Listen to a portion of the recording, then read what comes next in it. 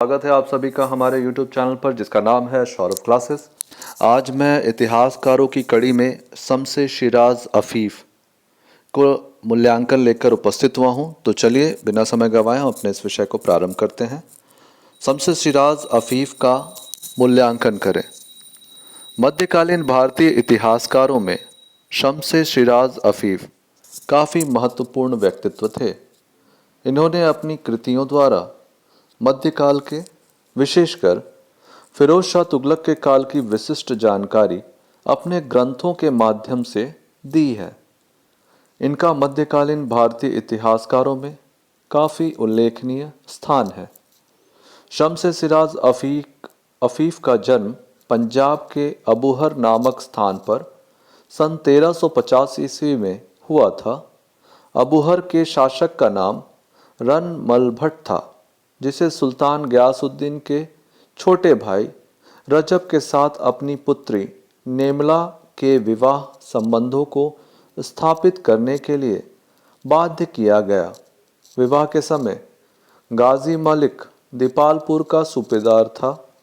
शम्स-ए शिराज के पिता सुल्तान फिरोज शाह के शासन के दौरान कई महत्वपूर्ण पदों पर रहे।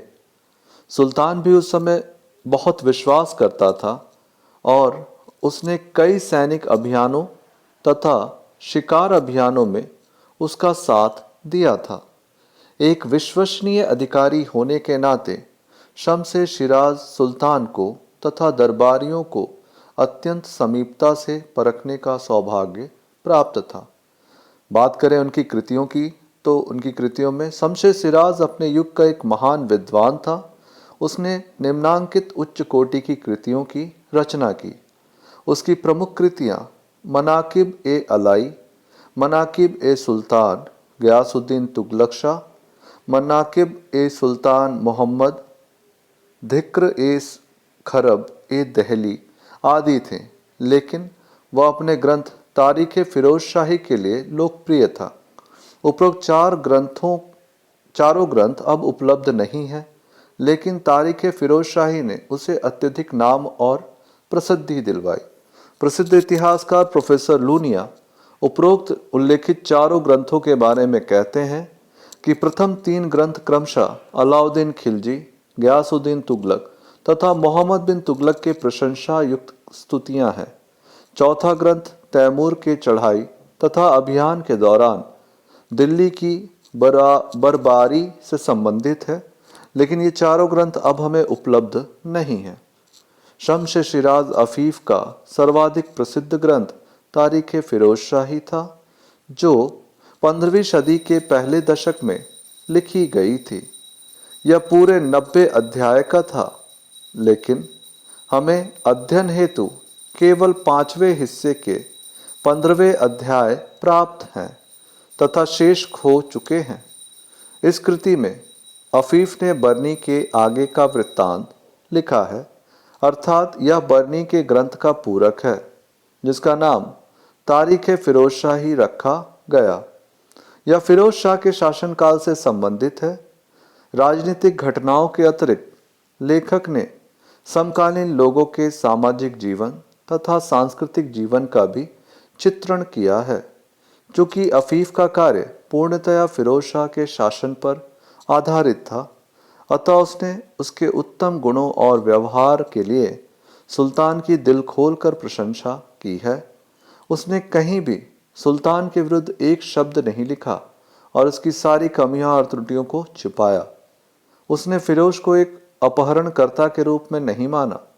उसने शासन व्यवस्था, सेना के संगठन, भ्रष्टाचार जो फिरोज के कारखानों के अंतर्गत उत्पन्न हो चुका था और गुलामों के रखरखाव पर प्रचुर मात्रा में प्रकाश डाला है। उसने सुल्तान के जनहित के कार्यों की प्रशंसा की है। अपनी कृति के निष्कर्ष निकालने वाले अध्याय में अफीफ ने लोगों की सामाजिक, धार्मिक, आर्थिक व्यवस्था का उल्लेख किया है और समकालीन समाज में प्रचलित सभी बुराइयों की भी आलोचना की है। उसने दहेज प्रथा की बुराइयों और महिलाओं की समाज में गिरी हुई हालत पर टिप्पणी की है। उसने बहुत से मुस्लिम माता पिताओं की सहायता की और उनकी पुत्रियों के विवाह हेतु आर्थिक सहायता भी उन्हें प्रदान की। वह लड़कियों की और लोगों की नापसंद के बारे में उल्लेख करता है। एक पुत्री अपने नाम खतरे में स्थापित रखती है, अपनी माता पिता को नित्य अपमान में रखती है। जिस परिवार में वह पैदा हुई है, यदि वह मरती है तो यह सब कुछ अच्छा ही होता है। अब हम इनके इतिहास लेखन पर जो दृष्टिकोण थे उनको पर प्रकाश डालेंगे। शम्स सिराज अफीफ प्रसिद्ध सूफी संत शेख कुतुबुद्दीन मुनव्वर के शिष्य थे।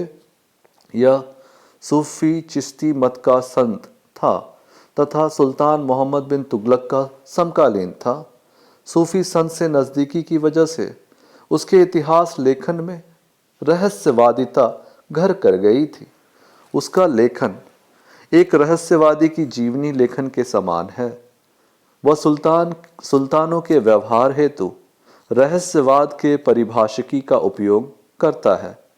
उदाहरणार्थ वह मकामात का जिक्र करता है, अर्थात वे अवस्थाएं जिनसे गुजरकर एक रहस्यवादी ईश्वर तक पहुंचता है।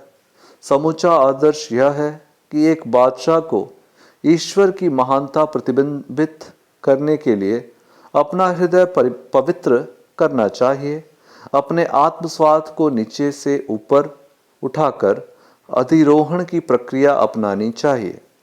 अफीफ का ध्येय की प्राप्ति की तकनीक बतलाता है और 10 अवस्थाओं का जिक्र करता है।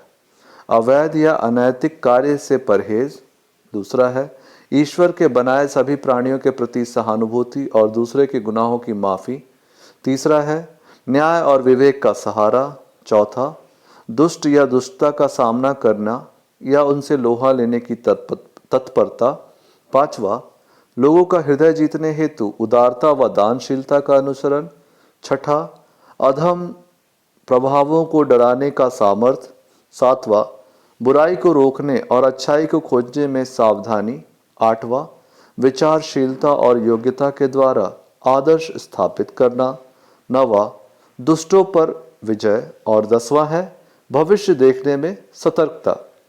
इस प्रकार का इतिहास मनाकिब या फाजिल कहलाता है और इसके लिखने के पीछे यह राज है कि उस समय इतिहासकार को महत घटनाओं का वर्णन करने वाला ही नहीं बल्कि एक दार्शनिक व समाज का शिक्षक व पथ प्रदर्शक भी माना जाता था कि इतिहासकार सिर्फ किसी एक शाखा का ही विशेषज्ञ नहीं होता था बल्कि वह आत्मविद्या, दर्शन शास्त्र और व्यवहार शास्त्र का भी ज्ञाता होता था। इसलिए घटनाओं के वर्णन के बाद इतिहासकार फौरन ही राजनीति में गलत नीतियों के परिणामों पर भी टीका करता था। इतिहासकार इतिहास से पाठ लेकर सुल्तानों की प्रकृति के नियम और इतिहास के तर्क से वाकिफ कराता था। इन सब के पीछे शायद मंगोल आक्रमण का बगदाद पर कुप्रभाव की यादें थीं। फिर इस्लाम द्वारा विश्व में लाई गई क्रांति में मिजाज को बरकरार रखना भी ध्येय रहा होगा। इस्लाम के सिद्धांतों जिनमें साहस, धैर्य, पवित्रता, समानता, निष्कपटता, उदारता आदि के आधार पर इतिहासकार सुल्तान को नैतिक निष्ठा में दीक्षित करना चाहता था। सुल्तानों ने इसका पालन किया या नहीं यह एक अलग बात है, परंतु इतिहासकार ने बारंबार ये आदर्श उनके कानों में फूंकने की कोशिश की है। आधुनिक विद्वानों को इस प्रकार का इतिहास अनूठा व अपरिचित लग सकता है, परंतु तत्कालीन समय जो रहस्यवाद में डूबा हुआ था में ऐसा नहीं था।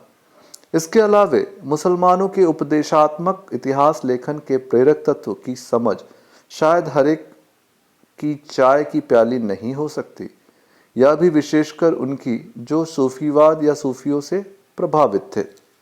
अब हम इसकी आलोचना देखेंगे। मध्ययुगीन अन्य इतिहासकारों की तरह अफीफ के कार्य भी त्रुटिपूर्ण ही थे।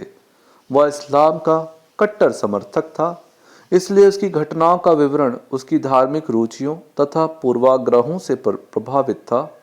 उसने फिरोज को एक आदर्श मुसलमान शासक के रूप में चित्रित किया और उसकी कट्टरता को छिपाया। उसके लेखन का तरीका सरल तथा बोधगम्य था। उसने घटनाओं के विवरण पर प्रकाश डाला, लेकिन उसके विवरण में युग की नीतियां तथा उपलब्धियों के संबंध में अतिशयोक्ति मिलती है। उसने सुल्तान फिरोज शाह के व्यक्तित्व का सच्चा लेखा जोखा नहीं दिया, उसकी त्रुटियां तथा कमियों पर पर्दा डाला। उसने फिरोज शाह की सैनिक योग्यता में कमी का भी बचाव किया है और उसके क्रियाकलापों के न्याय संगत होने की पुष्टि की है। उसका विवरण इतिहासकारों को दुविधा में डालता है और वे सुल्तान फिरोज शाह के व्यक्तित्व के वास्तविक चित्र को ढूंढने में असफल रहते हैं। अफीफ की त्रुटियां एवं कमियों के बावजूद फिरोज शाह के शासन का विवरण अधिक विस्तृत एवं पूरी तरह से विश्वसनीय है। उसके समय की राजनीतिक घटनाओं के विवरण देने के अतिरिक्त उसने लोगों के सामाजिक, राजनीतिक एवं आर्थिक दशाओं पर भी प्रकाश डाला है। कई घटनाओं का प्रत्यक्षदर्शी होने के कारण उसने घटनाओं के वास्तविक चित्र का प्रस्तुत किया है। उसके पिता उसके लिए सूचनाओं के मुख्य स्रोत थे, अतः तारीख फिरोजशाही की विश्वसनीयता तथा निर्भरता से इनकार नहीं किया जा सकता।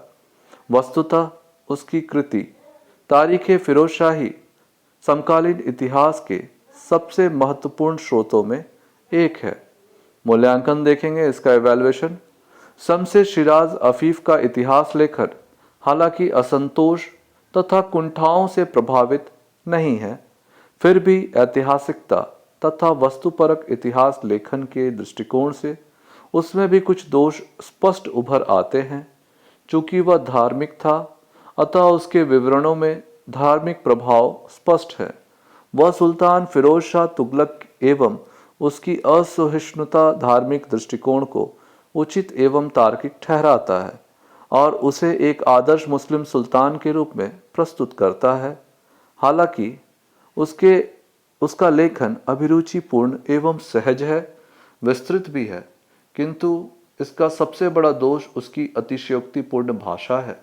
साथ ही फिरोज को इतना अधिक स्थापित करने तथा उसकी अत्यधिक प्रशंसा करने के कारण वह तथ्य तथा सत्यों को छुपाता है, जैसे उसकी कट्टरता एवं अयोग्यता। वह अपने ग्रंथ में सुल्तान फिरोज शाह तथा उसके अधिकारियों का विवरण देते हुए कहीं कहीं इतिहासकार की निष्पक्षता को भूल जाता है और इस ओर विशेष ध्यान नहीं देता। उसने अपना विवरण काव्यमयी भाषा में प्रस्तुत करने का प्रयत्न किया है, अतः उसकी प्रशंसा एवं दोषों के उल्लेख से ऐतिहासिक निष्कर्ष निकालना कठिन हो जाता है। फिर भी सुल्तान फिरोज शाह तुगलक के समकालीन इतिहासकार होने के कारण उसके विवरण के महत्व की उपेक्षा नहीं की जा सकती। इस पुस्तक से फिरोज शाह के समय के देश की आंतरिक परिस्थिति का जितना पता चलता है उतना किसी अन्य पुस्तक से नहीं लगता। शमशे सिराज की उपलब्धियों के कारण उसे अबुल फजल का पूर्वगामी भी माना जाता है। तो आज के लिए बस इतना ही। धन्यवाद।